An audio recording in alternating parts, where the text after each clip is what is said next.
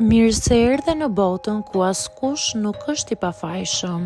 Sekrete shqiptare, vendi ku rrëfimet më të thella, më të ndaluara dhe më të pathëna të shqiptarëve marrin zë. Na bëni subscribe për histori të ndryshme.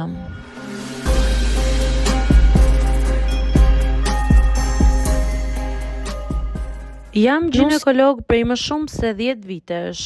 Kur i them njerëzve, reagimet janë gjithmonë të njëjta. Disa qeshin, disa skuqen, disa bëjnë shaka pa menduar 2 herë.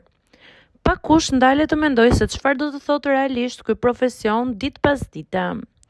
Unë jam i lumtur që jam ginekolog, dhe këtë nuk e them për arsye që njerëzit zakonisht e imagjinojnë. Çdo ditë hyj në një ambient steril, me drita të bardha, me orar të rregullt dhe përgjegjësi të madhe. Gratë që vinë tek unë nuk vinë për të dukur bukur, por sepse ka nevojë për ndihmë, për kontroll, për siguri. Dhe pikërisht aty në atë besim që të japin ka diçka shumë të fortë. Po, unë shikoj trup femrash për ditë dhe nuk jam robot. Shikoj bukurinë, delikatesën, larmin, çdo trup është ndryshe, çdo grua ka historinë e vet. Por ajo që më kënaq nuk është prekja. Është fakti që jam dëshmimtari i diçkaje thellësisht njerëzore.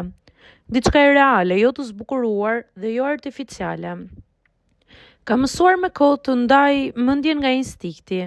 Nuk ka qenë gjithmonë e lehtë. Në fillim, kur isha i ri, ndjeja një lloj emocioni të çuditshëm, një përzierje ndroje dhe kuriozitet.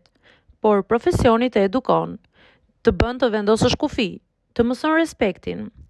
Sot kënaqësia ime vjen nga një tjetër vend, nga momenti kur një grua hyn e tensionuar dhe del e qetë, nga fakti që më beson, nga ndjenja që jam i dobishëm. Dhe po, edhe nga ideja që puna ime më ka mësuar ta shoh bukurinë femërore pa vulgaritet, pa fantazi të shpejta dhe pa konsum.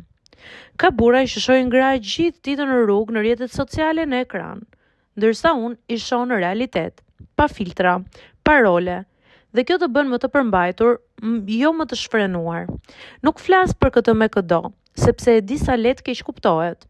Por e vërteta është që ky profesion më ka bërë të rritem si njeri. Më ka mësuar të jem i qetë, i përqendruar, i respektueshëm. Dhe po, më ka mësuar gjithashtu të jem mirënjohës që jam pjesë e diçkaje kaq intime në mënyrën më të drejtë të mundshme. Jam ginekolog, jam burr, dhe jam i kënaqur jo sepse marr, por sepse di të mbaj kufi.